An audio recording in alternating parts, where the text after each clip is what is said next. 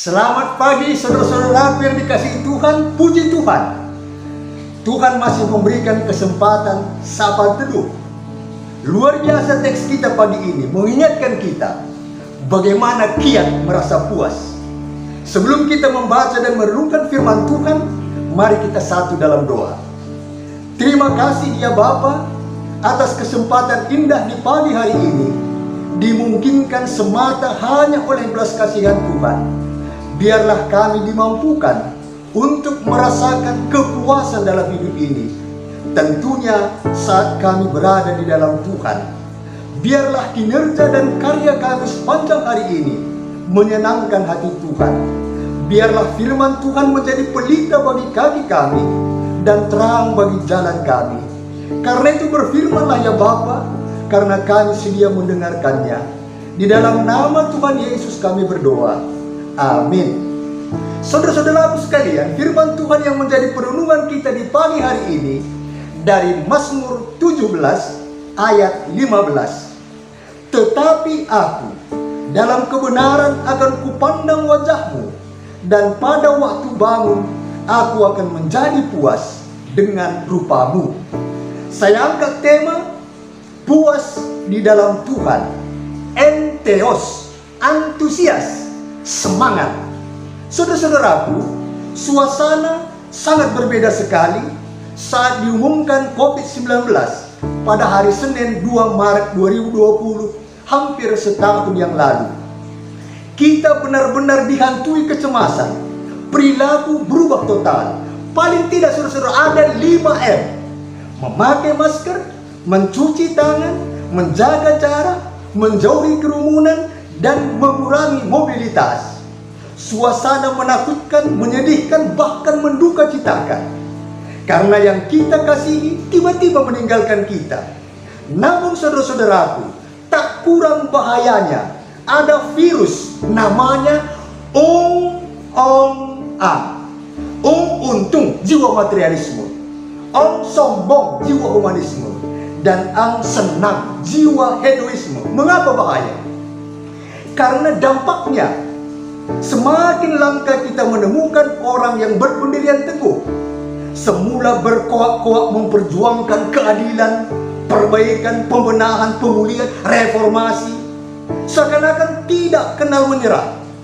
Namun saat ada kesempatan dan peluang, cepat sekali menyimpang dan tidak lagi memperjuangkan kepentingan orang banyak sebagaimana digembar-gemborkan sebelumnya.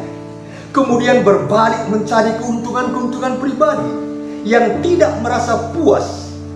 Inilah kuman untung jiwa materialisme. Bukan kebenaran sebagai titik tolak, tetapi untung rugi. Kalau untung, walaupun tidak benar, dilaksanakan.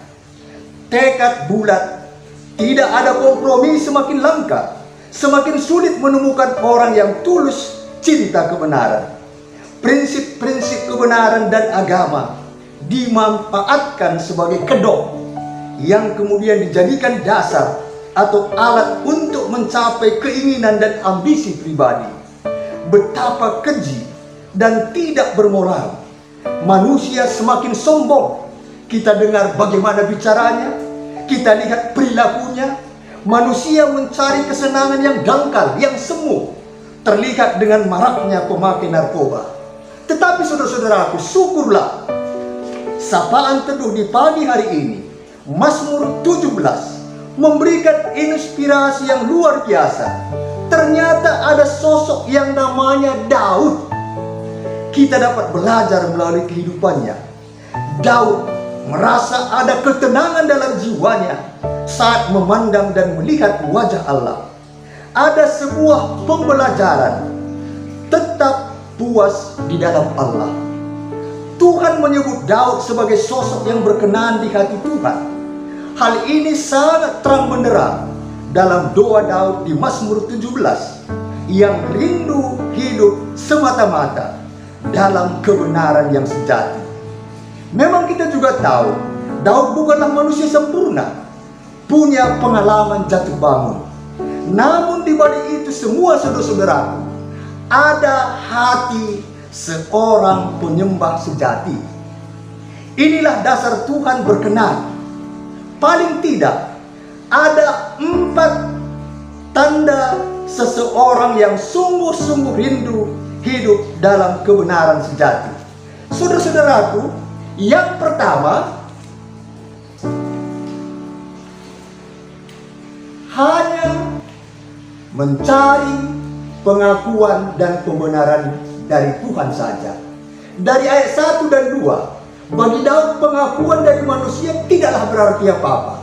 Yang penting adalah pengakuan dan pembenaran dari sumber kebenaran itu sendiri.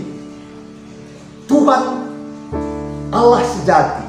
Pertanyaan, seberapa pentingkah pendapat dan penilaian manusia dalam hidup kita? Mana yang kita cari? Pengakuan manusia atau pengakuan Allah? Ingat, mengejar pengakuan manusia tidak akan pernah cukup. Tetapi di dalam pengakuan Tuhan, kita akan merasa aman. Kedua, hidup di dalam hati yang tulus dan murni. Ayat 3, luar biasa Daud terbuka untuk diselidiki hati dan mulutnya. Walau dalam mulut manusia banyak kuman dan bermacam jenis bakteri, penyakit, tetapi dalam hati manusia lebih kotor. Daud bersedia hatinya diperiksa. Bagaimana dengan kita? Apa kira-kira yang Tuhan temukan apabila Tuhan membongkar hati manusia dan mengeluarkan isinya? Dalam hati manusia menyimpan segala perkara yang jahat dan busuk. Karena disitulah semua pikiran manusia disembunyikan.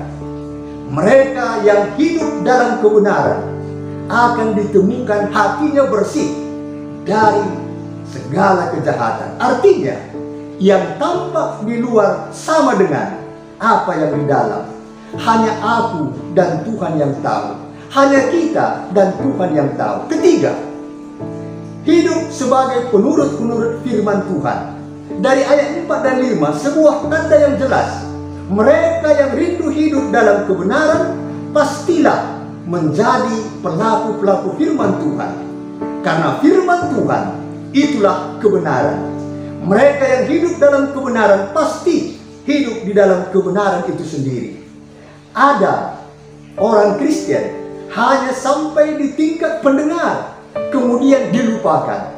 Hidup di dalam kebenaran adalah menghargai firman-Nya seperti hidup itu sendiri. Keempat, saudara-saudaraku, selalu ingin menjauh dari kehidupan yang fasik.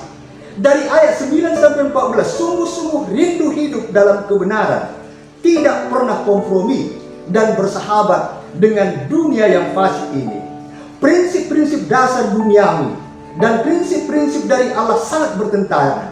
Sayangnya saudara-saudara, kehidupan orang percaya lebih diwarnai prinsip dunia daripada kebenaran firman Tuhan.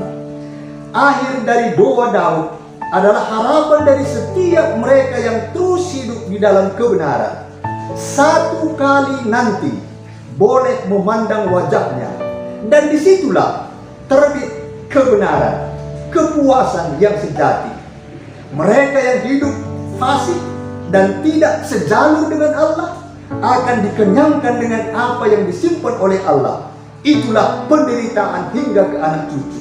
Sebaliknya saudara-saudara, mereka yang hidup di dalam kebenaran tidak puas hanya dengan berkat-berkat Allah, meskipun itu pasti diterimanya.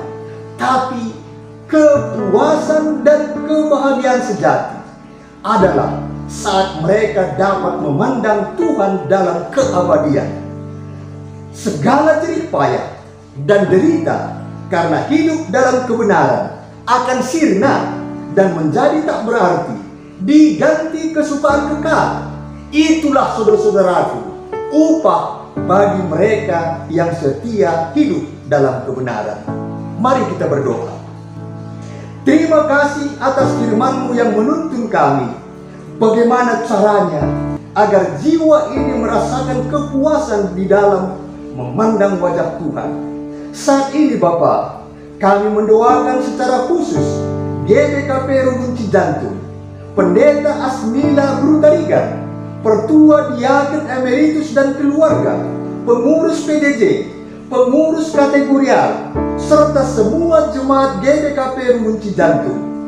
Kami doakan juga Bapak, GBKP dimanapun berada, bahkan setiap orang yang mengikuti sapaan teduh ini, biarlah semuanya merasa puas hidup di dalam Tuhan. Kami doakan pemerintah kami, para medis, perawat, relawan, TNI Polri, biarlah distribusi dan pemberian vaksin dapat terus terlaksana dengan baik. Kami juga mendoakan malam puji-pujian Cisalak bulan Maret, Depok Lenteng Agung bulan April 2021, sekaligus satu hati untuk Jampin. Di dalam nama Tuhan Yesus kami berdoa. Amin. Salam sehat, damai di hati, menjua-jua kita kerina.